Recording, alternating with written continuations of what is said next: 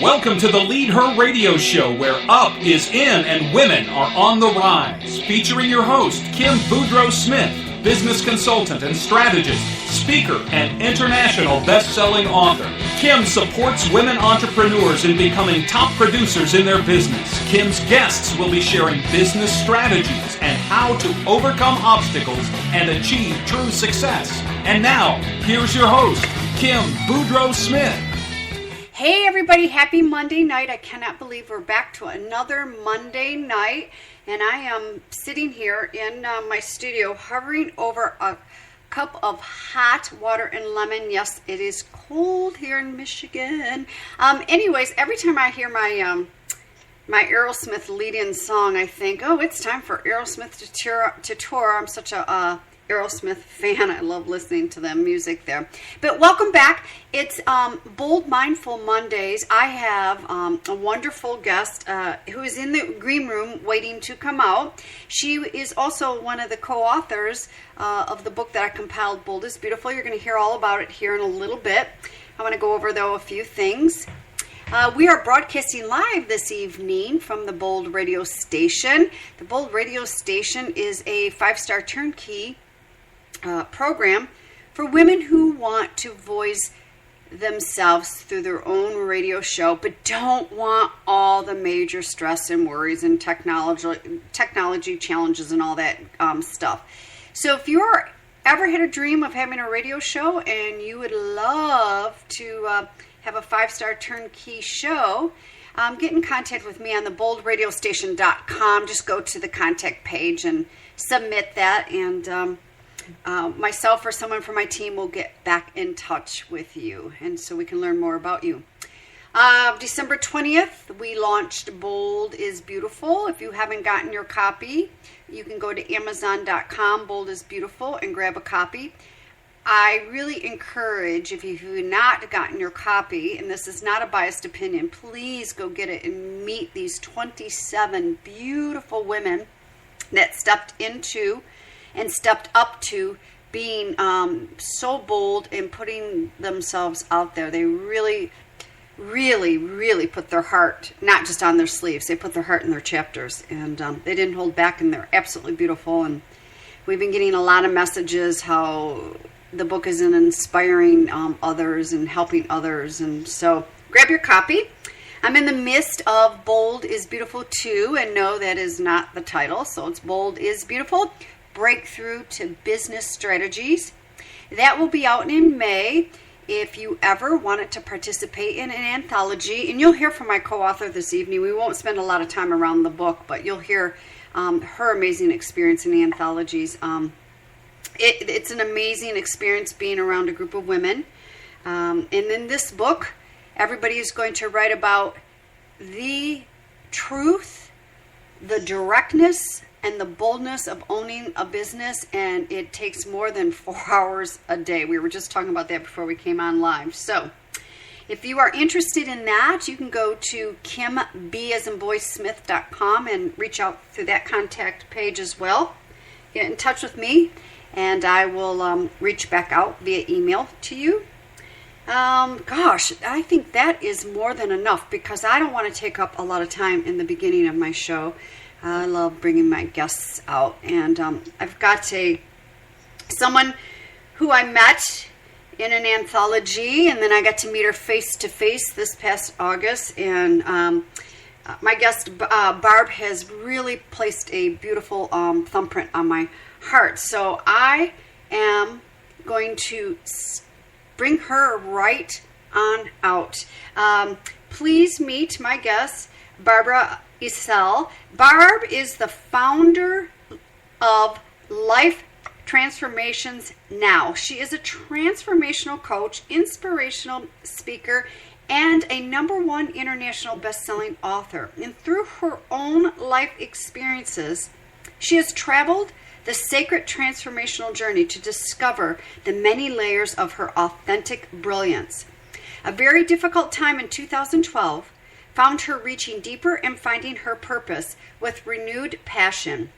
She feels more confident, vibrant, and alive than she has in many years. Barbara has evolved through 3 professional careers and now lives her purpose by guiding other women in the process of discovering and living from the sweet spot of their authentic self. So could you please put your hands together and welcome Barb.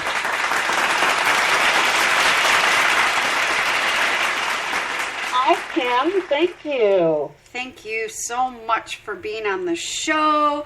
I am excited to have you on because Barb, like I said, you've put a thumbprint on my heart. I know you're going to do the same thing for all the listeners tonight.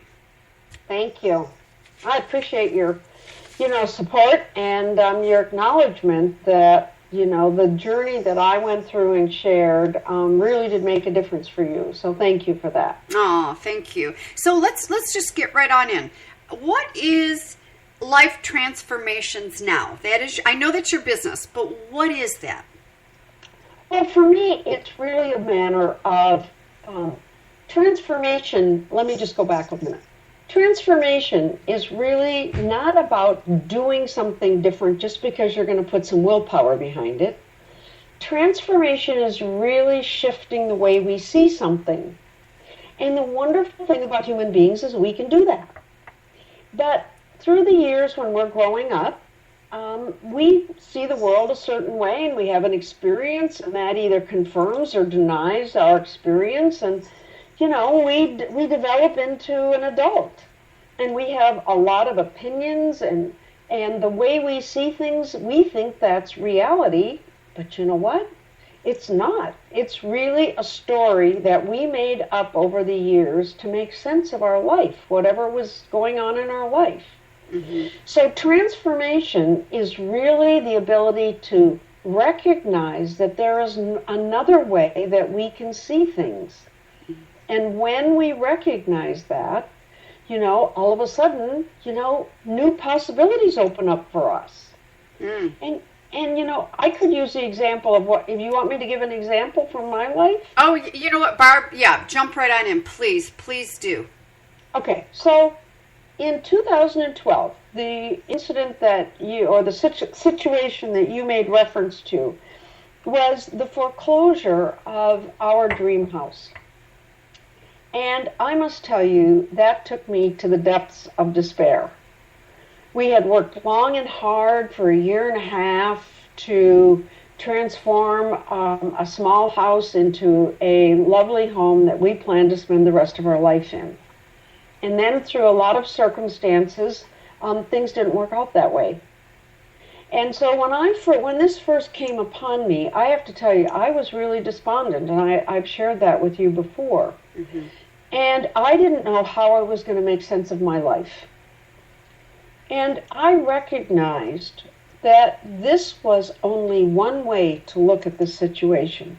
Now, that didn't happen in 5 minutes, but it happened by me really using tools that I have, relying on a very, very supportive husband who saw the situation differently, by the way.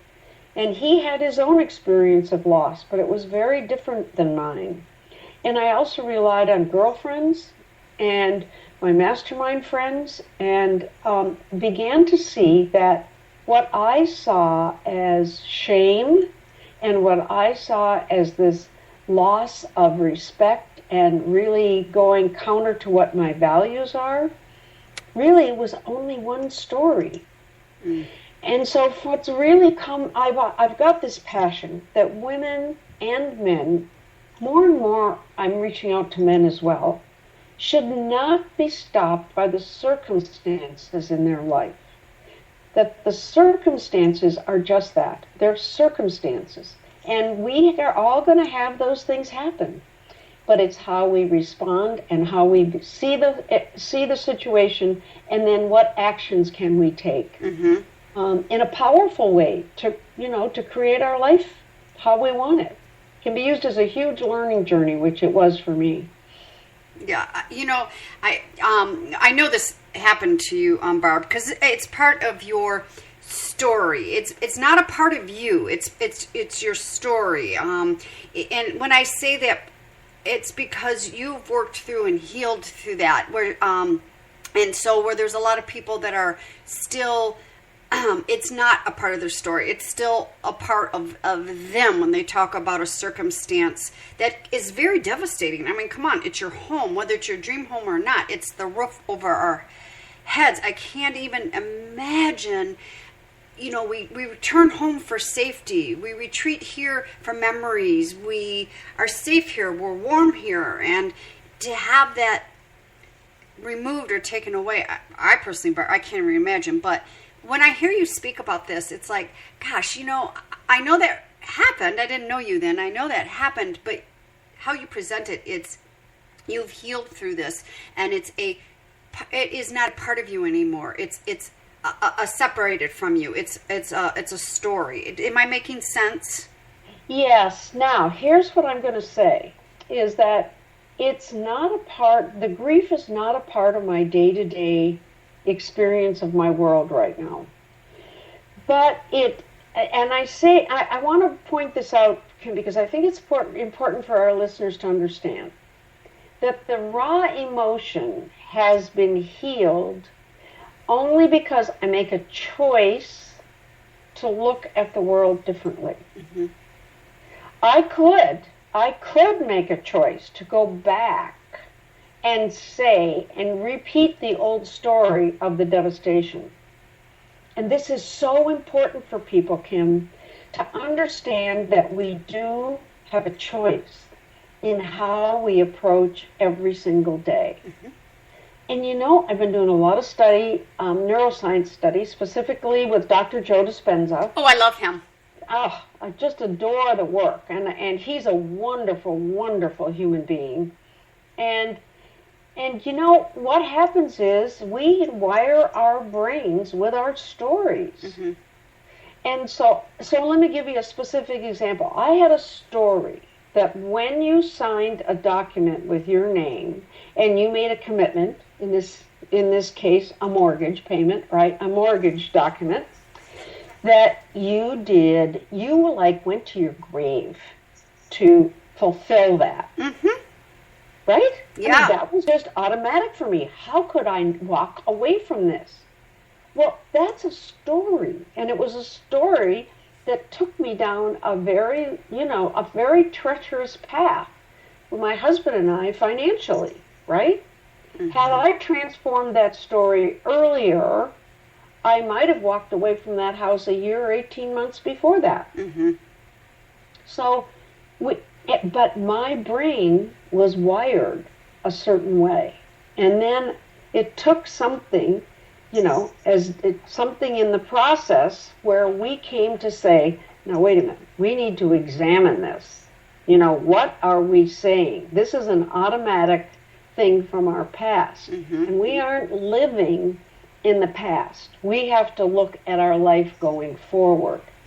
Now, does that mean that I have great pride about, a foreclosure? Absolutely not. I still believe that responsibility is really high on my values. And I also know now that there's times when we have to reevaluate what that means. What does responsibility mean?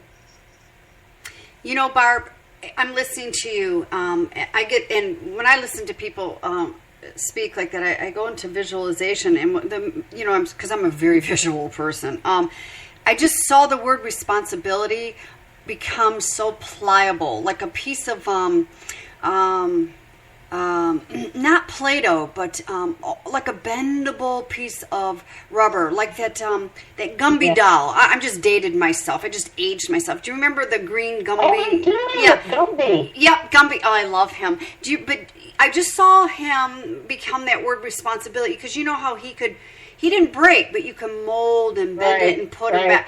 I just saw that. So that's great. The other thing is, if you look at the word, if you break the word responsibility, it's response, and then the last part is able.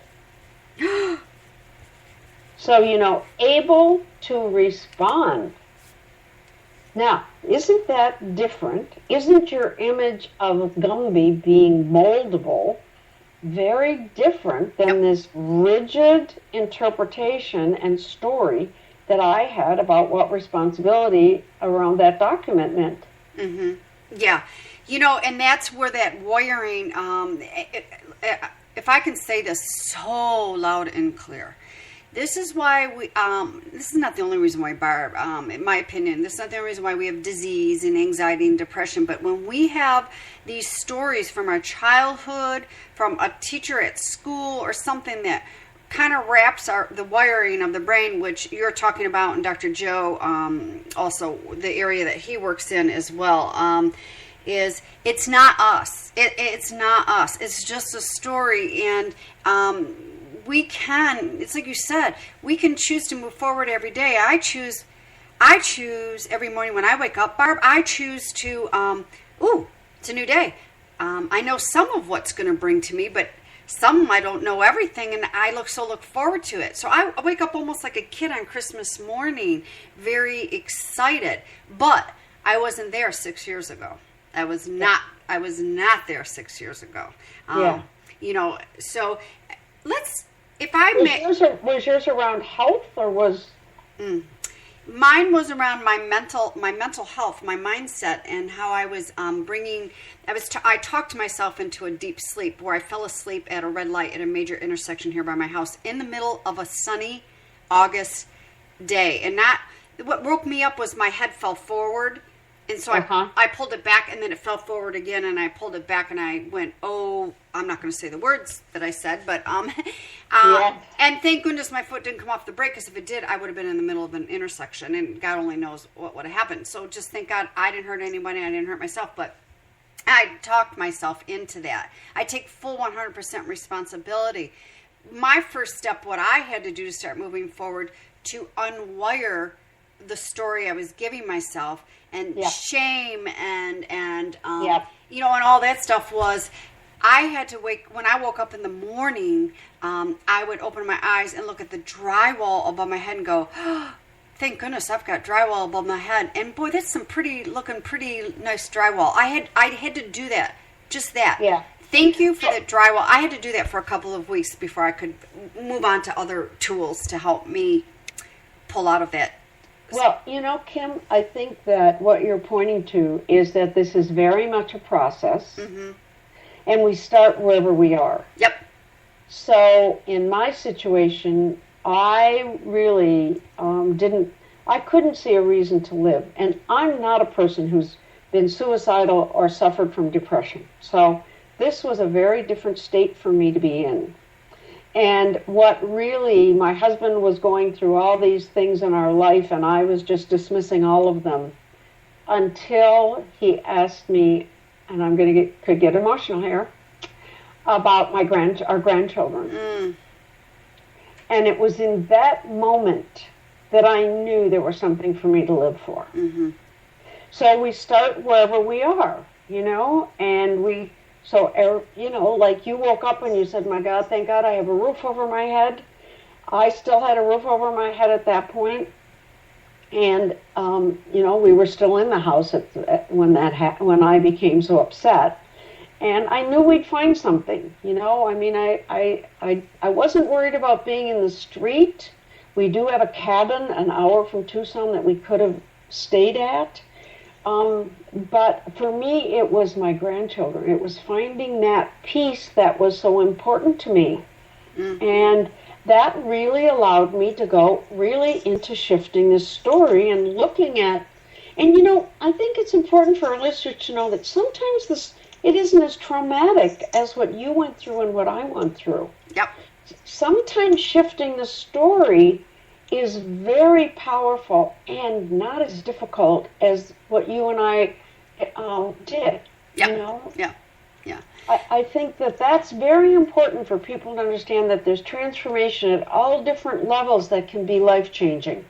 Yeah, I agree. Yeah, I really agree. Your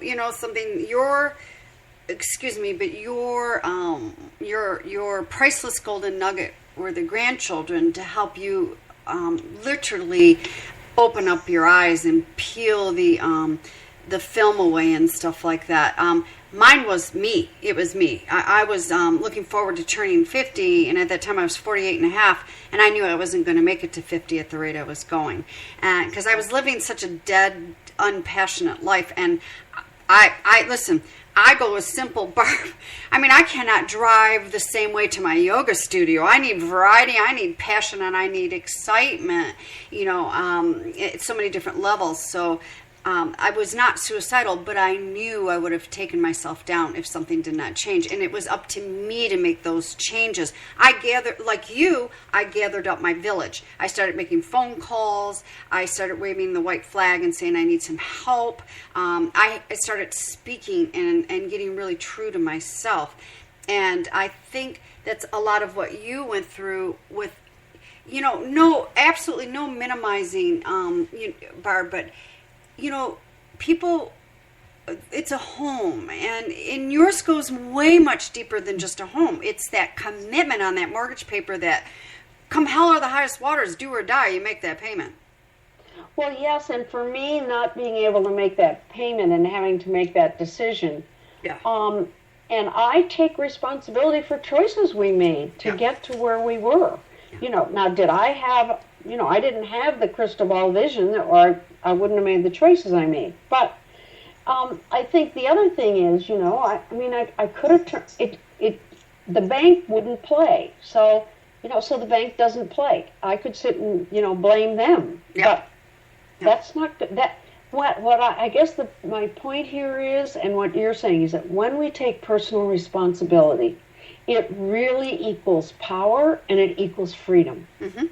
Because that's something that I can change. I can change my story. I can change the way I see something. And one of my favorite sayings is when I have one finger pointing at somebody else, there's three pointing back at me. Oh, yeah. Don't you just hate that when that happens? Yes. But that's really, that's really an important key here, is that personal responsibility equals power and freedom. Mm-hmm.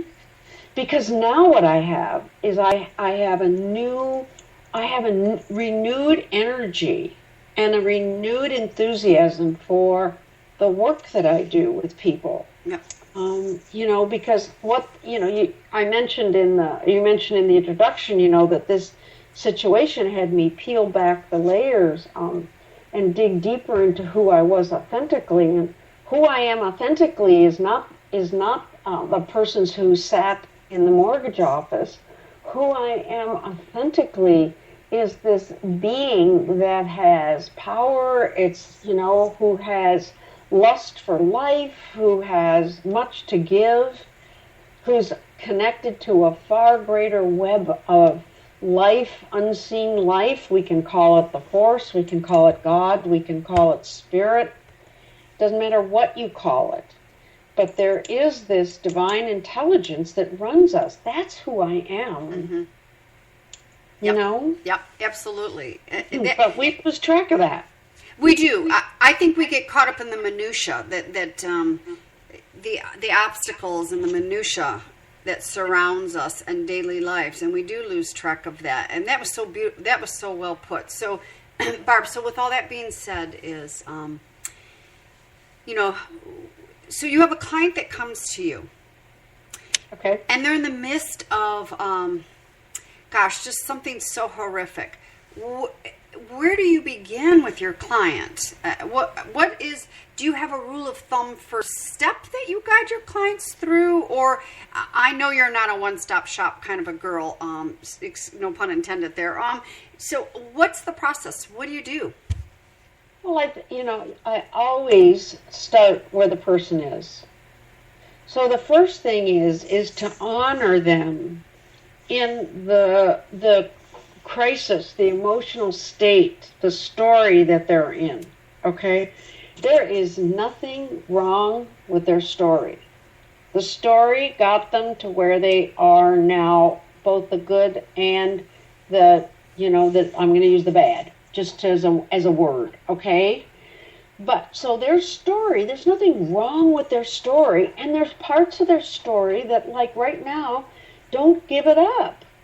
Because parts of your story will point to that divine being that you are. So I start with where they are and I listen. And by listening, I begin to get their story. And then I start asking questions about their story so that they can, the parts that I think are important for me to know more about and for them to unveil to themselves. And then, so that's always the first step, And then it's really looking for that. One of my favorite questions when we get into this story is, and I feel like, so I'm very intuitive and I use my intuition with people. And so I ask from a point of curiosity. I'll say to them something like, I heard you say that, let's just assume that it's a marriage situation, right? I heard you say that Joe, is mean to you, or that Joe said XYZ to you, and I'll ask them, is that true that he's mean? Because what they said, they're interpreting as mean, right? But it didn't occur to me that way. Mm-hmm. So we begin to probe. We begin to, ask them, what has you say that was mean? And then they begin to reveal to themselves the observer that they are, how they see it. Now, at the same time, I'm never one. I will always make sure that the person is safe in their environment. Because sometimes women aren't safe in their environment. Yep. Sometimes maybe this person is being mean. So when I say, how is he being mean? And it starts coming out that this person is being very emotionally abusive or very physically abusive, then we go down a different track. But always, when a woman comes to me, and it's generally the woman who comes first anyway, I will ask her, what does she need for herself? Because almost always they're responding to stuff that's external, and they don't, so often it's like, what do you need to do for you? Once I determine that they're safe. Okay, that's always my first concern. Are you safe? And if they say, well, sometimes he really yells and I'm afraid he's going to hit me, well, then that's a different conversation. So I don't want the listeners to think that this gets airy-fairy. It's actually very grounded work, very grounded. Yep. So another example is this woman who I have in my mind. She wants to do writing, she wants to travel and do photography, and she's a fabulous photographer, and she's a great writer. She's not doing that anymore.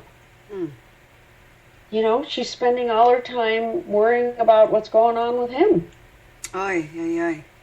So what's the step? What do you need to do for you to start putting your life together to be responsible for doing what you say you want to do? And if he doesn't want her to do it, then that's yet another conversation. Mm-hmm. Do you really want to be in a relationship where he doesn't want you to pursue what's really fulfilling to you? He doesn't want you to go to the gym and come home at 6:30 at night. And these are people who don't have children. Yes. So, we begin to ask questions, to say, what's the conversation to have with him about, being able to go and work out at the gym? It's really about, often, it's about women looking at what's important to them and what's the story that's keeping them from making that as important as anything else. Yeah, that's really tough, especially when you have a woman who is, whether they're with or without children, who has been managing a household and has been at the beck and call of, let's say there are kids, but the kids are now grown and gone, but the kids and the husband, and it's been a certain way for a long time. And when she wakes up and just realizes she has completely lost herself, and you're, asking her the questions, what is it that you want for you, and let's discover and let's probe and all that. A lot of times these women get the eye rolls and, oh my gosh, are you kidding me? Because the husband and even if the kids are grown out of the house, they are still threatened by mom is going to be changing and now won't be there for us. So I'm going to add, Barb, and I'm sure, I don't want to assume, but I know you pretty well now, that I'm assuming you do get into this depths of this is, with this mindset and releasing the story and rewiring our brains is, it's so powering, and there's a lot of freedom, but the confidence that comes with that is just amazing. Well, you're absolutely right. And the way you rewire the story is you don't get rid of the old story by doing work there. You build a new story by, first of all, thinking about what it is and having it be in alignment with what's really important to you. I use the words authentic brilliance and where do you shine. Every single person on the planet has places that they shine. Mm-hmm. Maybe we don't recognize it, we don't spend time there. But for this client, she shines when she is being self-expressed, either through photography or writing. She loves to write poetry. She's just extremely creative. And, when you take that away from somebody or you squelch that, it feels like you're being smothered. Well, you're coming out of your purpose, your heart. I mean, I can go down deeper than the heart, down to our pretty little pedicured toenails. I mean, down to our souls. That's our soul's purpose here. It is like, that is, I speak in analogies. When someone steps into their purpose and knows what their purpose is and lives it passionately, that's the prince that went through the village and found the woman whose foot fits into that glass slipper, and it slides in, and there's gotta walk around to get rid of the blisters to try and break it in. But when we come away from that, we are then those other women trying to cram our foot into that glass slipper because for whatever reason, and it's living off purpose. It's like Barb, have you ever been in a car where the car needs a friend? This is my other analogy, a friend in alignment. You're driving down the street, it's like, shake and all. That's what our lives are like, internally, externally, and that front end alignment shows up in a multitude of ways when we're not living with our soulful beings, when we're fighting that and going against that grain. I agree, and people say to me all the time, well, how do I know if that's happening? And I'll say the first thing is you're tired, you're irritable. In your case, you fell asleep. Mm-hmm. All right?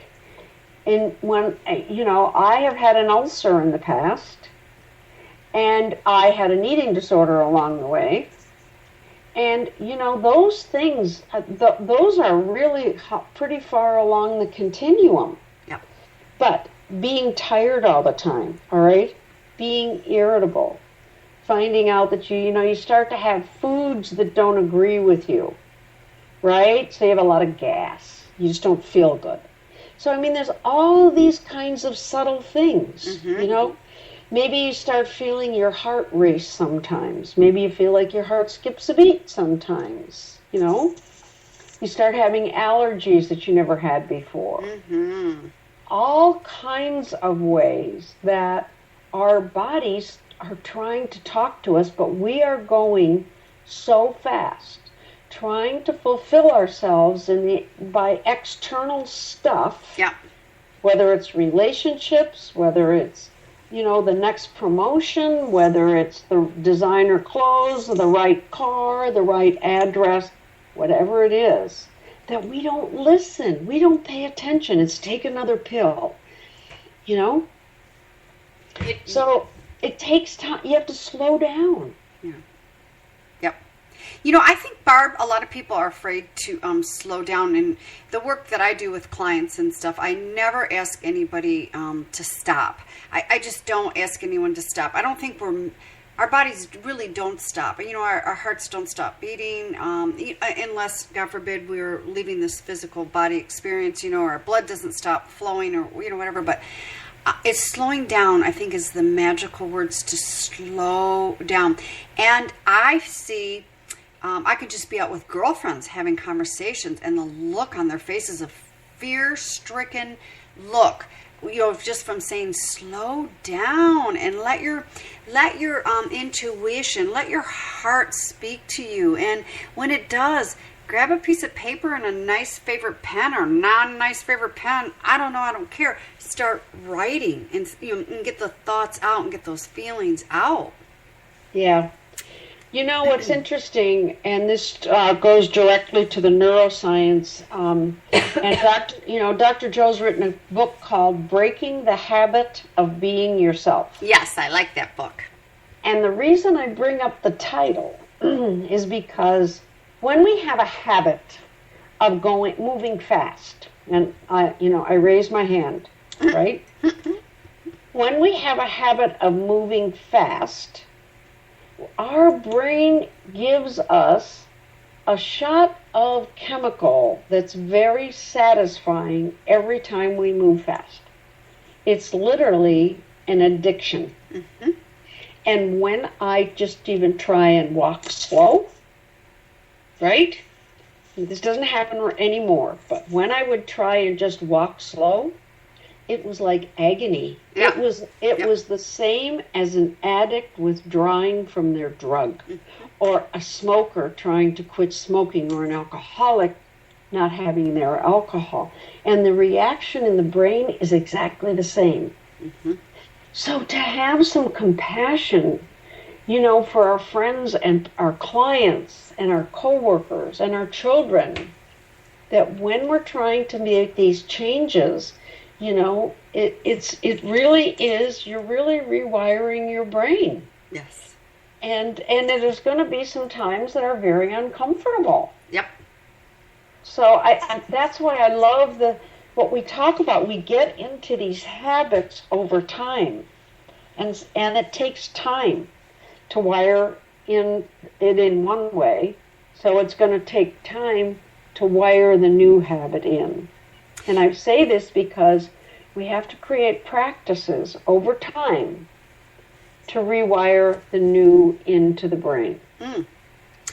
I think that is so important. The words that you are using, Barb, is it takes time, because we are a Google instantaneous society. Yeah. And yeah. I don't know if you know this or not, my other business, my first business, and it's still around, is a fitness business. And I used to watch, come January, how everybody instantaneous. Yeah. I mean, it was this January and February were and going a little bit into March were my busiest months, because New Year's resolution, everybody wants to lose 20 pounds and they want it off ASAP. Where it maybe took a couple years to put it on, they want it off now. And they were willing to pay for the personal trainer to come in. They were willing to pay for pills.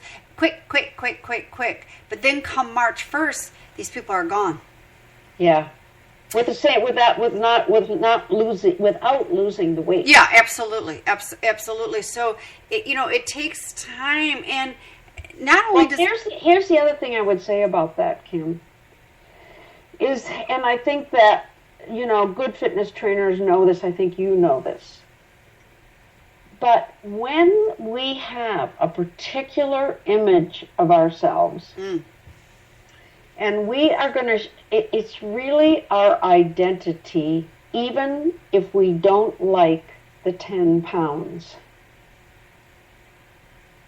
So even, and this is, I know this sounds counterintuitive, right?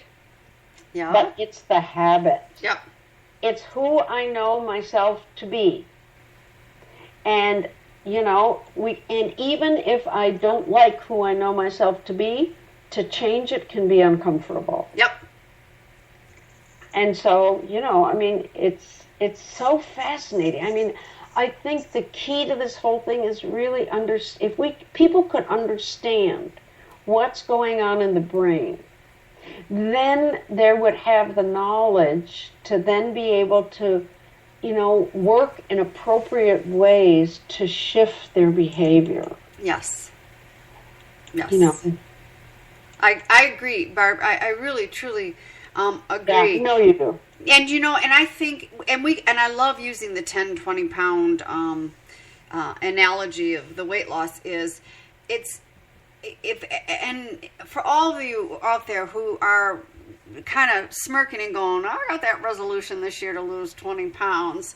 It's begin with loving yourself with those 20, with the 20 pounds.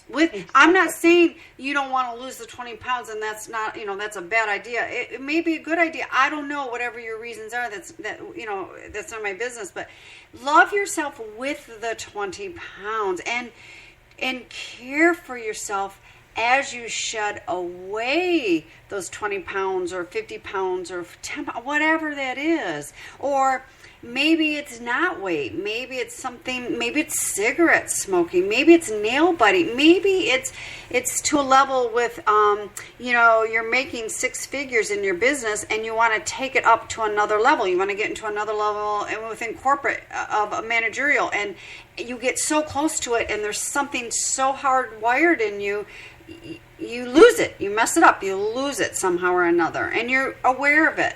That's another beautiful way of transformation and rewiring the story, rewiring what goes on in our brains. Well, there's story after story, and I know you know about them, that people who inherit a lot of money it'll be gone within 5 years. Mm-hmm. And it's like the body is wired a certain way. Now, we used to think, well, that's the way it's wired, there's nothing I can do, and we know that isn't true. We know that isn't true, but we do know that there has to be a process to shifting our identity. Yep. It's interesting. You know me, and you know that I'm not a heavy person, but my weight had gotten to an uncomfortable level for me, and I wasn't feeling well. And so last May, I made a decision to go off of gluten because I had some suspicions about it. And my body, I'm not talking universal, I'm talking about my body. And so I eliminated gluten from my diet, right? And I dropped 14 pounds. Mm-hmm. Like, just dropped them, right?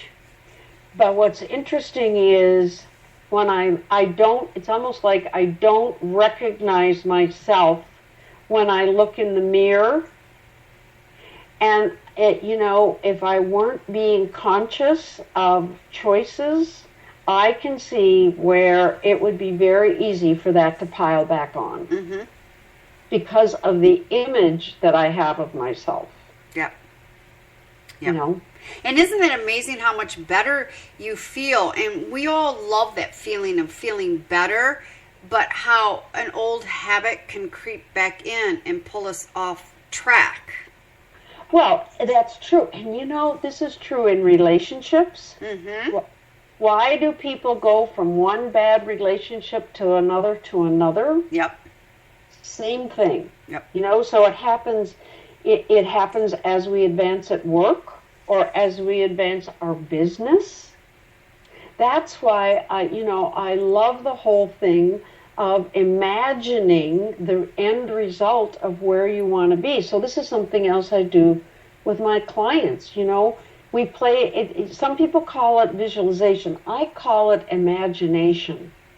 So imagine what your business or your life will look like when you fulfill what you want to fulfill, right? Whatever it be. Let's say it's, I don't know, it could be that you want to change your business. Let's say about grow your business, right? Mm-hmm. So what do you want it to look like? So they give you the parameters of what they want it to look like. And I usually have them stand across the room, and that's their 5 years or 2 years or whatever, right? And that place is marked with colored paper. Mm. And then I also have them ask them, what is the feeling, the emotion that you will experience when you're there? because it's the emotion that's going to wire the brain. And so that's an important piece, and it begins for them to begin to see the shift, because then they take a step backwards, all right, in this process that I use. We put down another piece of paper, and that, if it was 2 years out where we started, all right, and we move back to, let's say, a year and a half, 18 months. Where are you now? That you on your way to so it's all speculation, it's all imagination, right? But I can't tell you, I sit there and I watch them, and I can see the transformation on their face. And then what we have to do is we have to create, practices for them to wire that in. Yep. Because if they're struggling right now, and they want to feel freedom in 2 years, guess what? They better start practicing freedom today. Yep. You know? Yep, exactly. It's, gosh, how cool that you get to witness that transformation, just the look on their faces as they're going through that. And Barb, you are very good. I can tell you are... My opinion, yes, may be very biased, but I don't care. You are a very good coach. I can tell because of what you have been through, and your heart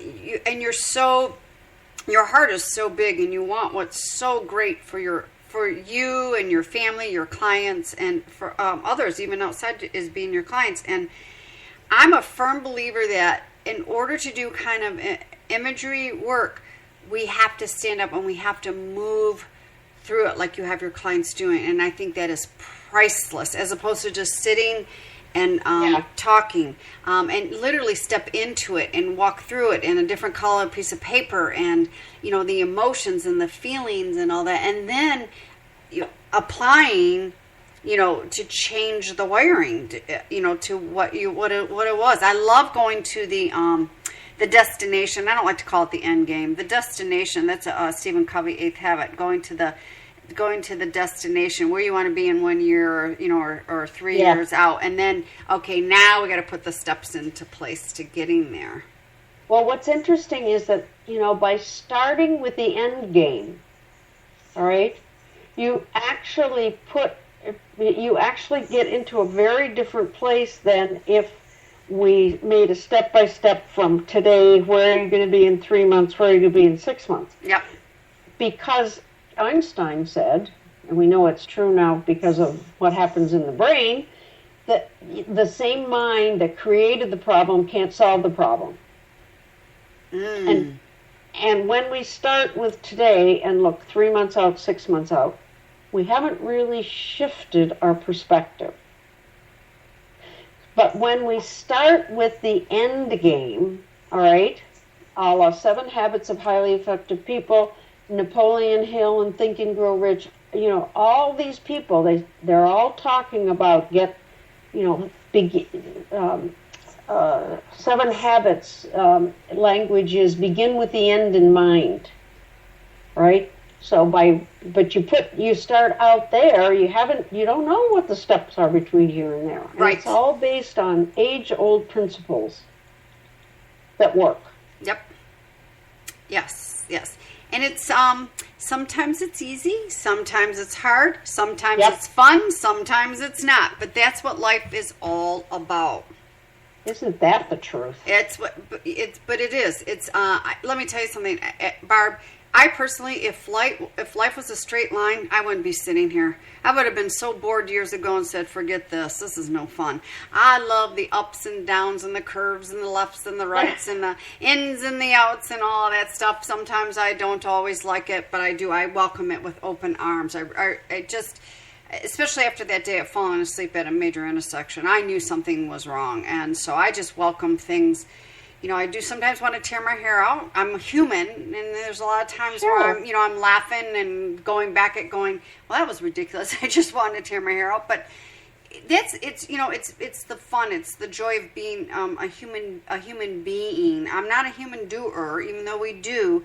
I'm a human being, bottom line. Yeah. And we can make our choices to rewire that was given to us. I mean, part of my stories that I heard growing up is money doesn't grow on trees, and and poorness, because my parents came from poorness, so to this day they think they're poor, and money doesn't grow on trees. It's like, well, what is that expression? That, well, of course money doesn't grow on trees. Leaves grow on trees. It's just all that stuff that's pounded into our heads that we subconsciously, unconsciously, consciously, all of the above, whatever, we wire it, we live it. And I love the work that you do, how you can transform. And I know Dr. Joe does this too as well. And we can rewire our brain to change up our habits and our feelings and everything. Well, that's absolutely true. And this works in businesses as well. Mm-hmm. I mean, it's amazing what the creativity that comes when we can see the end game, all right? When we can see what it is we want to create. And the important part of that is you don't get into the how it's going to happen. Sure, we're going to write down some things, all right? But that's, we have to be clear that this is speculation. That when we have that end image in our mind, stuff shows up that we can't even imagine. Yep. And if we think we know exactly how it's going to work, guess what? We're going to miss the opportunities along the way because it's not going to look like we thought it was going to look. Yeah, absolutely. Absolutely. Yep. And the fun is gone. I'm like you. I love the novelty. I love that. I call it the whole enchilada of life. Maybe that's because I live in the Southwest. But but I do. And those surprises. Mm-hmm. Like, surprise me, universe. Come on, surprise me. Yep. Then I better be open to be able to see a surprise. And you cannot receive that gift unless you slow down. Take some deep breaths. Because when we're running at lightning speed, and Barb, you and I both are high energy people, and that's okay. There's type A's, there's type B's, whatever, types A, B, C, D, X, Y, and Z, whatever. I don't know, but we're high energy people, and that's okay. But it's knowing, we as high energy people, that okay, sometimes we get a little too high, and knowing what works for us, having to take a deep breath and slow down to receive. It's like, it's like driving down the street. You're on a major expressway, and you're going 95 miles an hour. You're going so fast, the sides outside of the car are blurred. You don't see anything. And crazy. Yeah. Well, I've set up a morning practice for myself, and I get up at 4:30, and to meditate and be quiet in my favorite chair in my office, and with my journal or whatever happens to inspire me that day. And I have to tell you, the downloads I get, the ideas that I get, the things that come to mind don't happen any other time during the day. Yep. And, here again, science tells us that the brain has times in our rhythm of our life that are more open than others. And for me, I'll tell you, 3:30 in the morning, but then I got to go to bed so early. Then I'm going to miss something. But that's an old habit. Yes. Who says I can't go to bed at 9 o'clock and get up at 3:30? Yes, yeah. Right? I'm with you on that one. I'm so with you on that one. I'm glad you're a couple hours behind me, because I wouldn't want you to be falling asleep. No, I automatically wake up at 3:45. At these last couple mornings, personally, I've been staying in bed till about 4:30, 5 o'clock, because I got a little upper respiratory-ish over the New Year's. So I'm allowing myself to either lay there and doze back off for a little bit, but I get up early like you. I meditate, and then it just depends. My journal's there. Sometimes I open it up and write in it. Sometimes I don't. Sometimes I grab a leadership book and my coffee's ready to rock and roll. But it's that time for me. It's that time for me. And if I skip and don't do a couple of those things, I'm like flying down an expressway, even though I'm not high gear speed that early in the morning. But my day starts to become like that, and then I'm missing things. I'm missing the gifts. You know what happens, Kim? Our life goes so fast. Yes. And whether you're, high energy people, I think, have to pay more attention here, and that is that we disconnect from ourselves. Yep. And I think the media, the demands of our life, the stories we tell ourselves, we disconnect from this essence, from this authentic brilliance that we all have. Mm-hmm. And I think what you're pointing to is that when our feet hit the floor in the morning, if we are off to, do everything, do is the operative word, okay? And then we fall into bed at night, and maybe we've had some wine or something to try and make sure that we can fall asleep. That's not how we were meant to live life. No. And I think that's by being disconnected. We are disconnected from what's really important to us. And the divorce rate, is greater than 50% now. The number of people on antidepressants is just skyrocketing. All these drugs that people take to, even themselves out, etc. Yep. I agree. Yeah. I agree. Barb, you're not going to believe this, but we have 4 minutes left. Wow. I told you Wow. our hour was going to go fast. So before we wrap the show up, I need for you to let everybody know how they can get in touch with you. Okay. So probably the easiest way is through my website, which is www.lifetransformationsnow, that's plural on transformations, now.com. So it's www.lifetransformationsnow.com. And my email is barb@lifetransformationsnow.com. And on my website is a journal called Discovery of Authentic Me. It is a journal that I created that you can download for free. And it is a way to get started on really having some questions to reflect on. And, really start getting reconnected with yourself. Ooh, I like that. I'm going to go help myself to that journal as well. Oh, I love those thought-provoking questions. Actually, those thought that goes into the feeling-provoking questions. Yeah. And I tell people in this journal, it's just, pay attention to what the emotion is that you feel, because that emotion is what's going to continue to bring you back, it's kind of can be the touchstone of knowing when you're in that sweet spot. Yep. Yep, absolutely. Gosh, Barb, I think we could go on for another hour here. I didn't even get to half the questions I wanted to even ask you, but it doesn't matter. What you brought to the show tonight, what you were offering to all the listeners, it is just a wealth of a huge golden nugget. Well, thank you. I appreciate that. I just love what I do, in case you couldn't tell.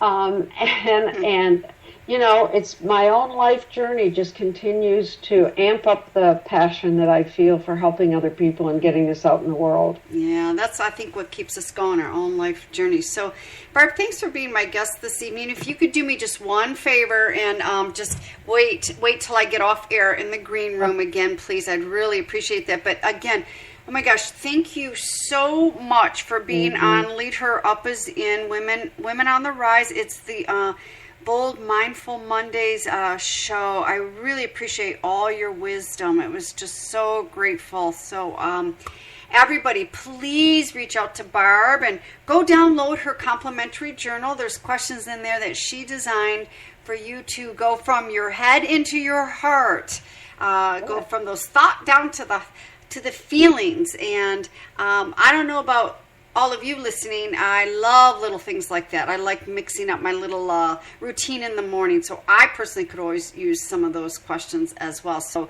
please reach out to Barb. Everyone, thank you for listening and tuning in live tonight from the Bold radio station. This is Kim Boudreau Smith. Again, if you are interested in participating into an anthology, reach out to me at kimbsmith.com, kimbsmith.com. And stay tuned next Monday. I'll be right back here, same place, same time, with another co-author from the Bold is Beautiful book. Also, my show on Thursday is Bold Thursday Biz Tips. So tune into that. That's at 12 noon Eastern Standard Time. So everyone, go out there, make it a great evening, make it a great week, and definitely be bold and let your light shine, as Barb says. Have a great evening, everybody.